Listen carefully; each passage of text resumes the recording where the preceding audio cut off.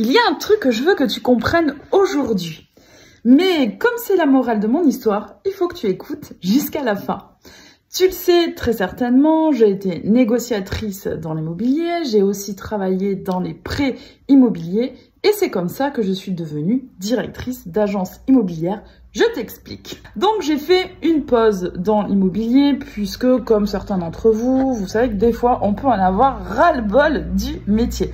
En plus j'avais déménagé, donc j'ai voulu quand même rester dans le milieu et j'ai décidé de faire conseillère en prêt immobilier dans une banque spécialisée dans les prêts immobiliers. C'était l'UCB à l'époque, ça n'existe plus aujourd'hui, mais nous étions une banque spécialisée dans les prêts immobiliers. Et mon travail consistait à démarcher les agences immobilières pour leur expliquer en quoi nous étions bons et quelle était la cible d'emprunteurs sur lesquels nous étions capables de sortir du lot. Mon démarchage auprès des agences a payé et j'ai un dossier d'une agence que je convoitais depuis plusieurs mois et elle me confie enfin un dossier. C'était le dossier implantable puisque c'était vraiment notre profil d'emprunteur type. Nous, on était spécialisés dans tout ce qui était fonctionnaire avec un dossier dont un des emprunteurs était militaire. Donc pour nous, effectivement, ça rentrait complètement dans les cases. Et le conjoint ou la conjointe, je ne me rappelle plus lequel des deux, travaillait dans le bâtiment et était salarié d'une entreprise familiale. Je prends le dossier, je monte le dossier et je l'envoie à notre centre d'études à Nantes. Sauf que là, tout s'est pas passé comme il était prévu. On a un énorme refus sur le dossier. Et là, vous imaginez bien, c'est la catastrophe. Le directeur et le négociateur de l'agence étaient furax parce que vraiment, c'était un super dossier. Le dossier complètement implantable où nous, on appose dessus un énorme refus. Vous qui êtes professionnel de l'immobilier, je pense que vous pouvez imaginer. En plus, vous savez très bien que les refus de prêt, dans ces conditions-là, ils interviennent jamais au tout début. Ils interviennent bien sûr à la fin du délai d'obtention de prêt. Vous savez, au bout d'un mois et demi. Donc tout le monde, voilà, c'est vraiment la catastrophe. C'est le branle-bas le combat. Donc forcément, le directeur de l'agence, l'agent immobilier et le négociateur, forcément, ils veulent des explications et de comprendre pourquoi on a planté un dossier absolument implantable. Le problème, c'est que les explications, ils ont eu beaucoup de mal à les obtenir puisque, toute la structure de l'UCB, donc ma hiérarchie et plusieurs personnes de ma hiérarchie, n'ont jamais voulu apporter des réponses malgré les convocations de l'agent immobilier. Il n'y allait pas et il m'envoyait au front. Sauf que moi, évidemment, je ne pouvais pas faire grand-chose et je n'avais même pas forcément les explications. Donc j'ai été convoquée plusieurs fois à l'agence et je peux vous dire que j'étais vraiment dans mes petits souliers. C'était vraiment difficile. Alors je vous le fais rapide, mais en fait ce qui s'est passé, c'est que le centre d'études a mal interprété un des éléments du dossier. Ils ont mis un énorme refus. Mais c'était vraiment une erreur de la personne qui a analysé le dossier. Sauf que comme ils avaient mis un refus, ils ont dit un refus, c'est un refus. Ok, on s'est planté, mais on ne reviendra jamais sur notre décision. Alors, pour vous le faire encore plus court, évidemment, parce que ça a duré vraiment longtemps cette histoire, j'ai emmené tout simplement les emprunteurs à la concurrence. Et évidemment, le dossier est sorti et ils ont été financés.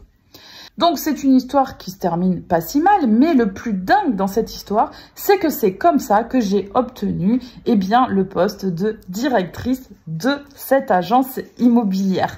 Alors vous allez vous dire, et moi aussi j'étais hyper surprise, je peux vous dire que quand il m'a rappelé justement pour me proposer le poste, je pensais qu'il me recontactait encore au sujet de ce dossier d'emprunt qu'on avait foiré.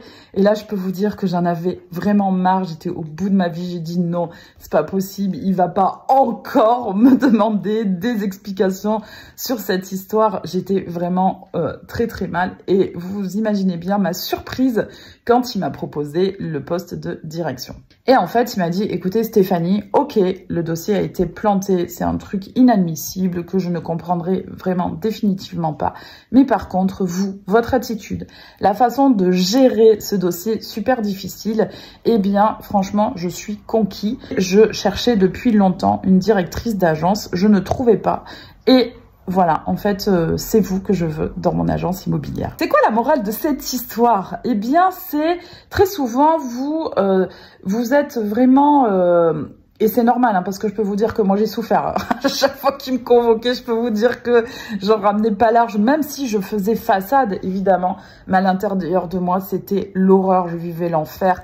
Plus ma direction qui ne me soutenait pas dans cette histoire, c'était un truc de fou. Alors qu'en vrai, moi, évidemment, j'avais rien fait, mais qui me soutenait pas dans le sens où il ne voulait pas recevoir, il ne voulait pas rencontrer cet agent immobilier qui demandait de simples explications.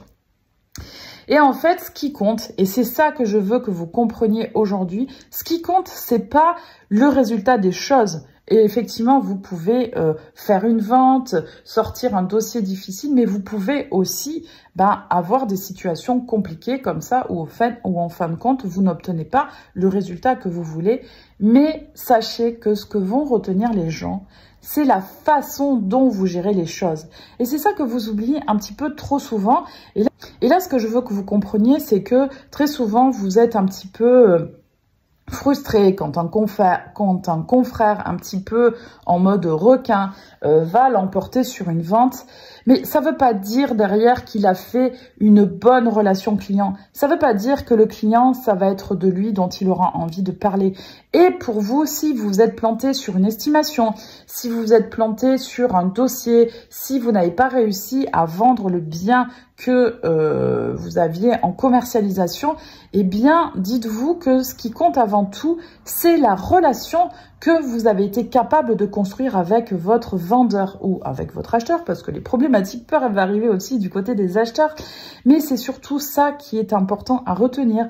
C'est ce qui compte avant tout, c'est la relation, c'est votre savoir-être dans de telles situations qui va faire que les gens vont dire finalement « Waouh, ok, cette personne, ça a foiré, mais par contre, humainement, professionnellement, elle est là, elle est présente, on peut compter sur elle et c'est avec elle que j'ai envie de travailler. » Allez, racontez-moi en commentaire si vous avez vécu des situations qui partaient vraiment, vraiment mal et au final, vous en êtes super bien sorti dans le sens où vous avez eu des recommandations, où on a parlé de vous, ou au contraire, comme moi, vous avez été promu, on va dire, dans un poste bien meilleur que celui dans lequel vous étiez. Allez, je vous dis à plus tard.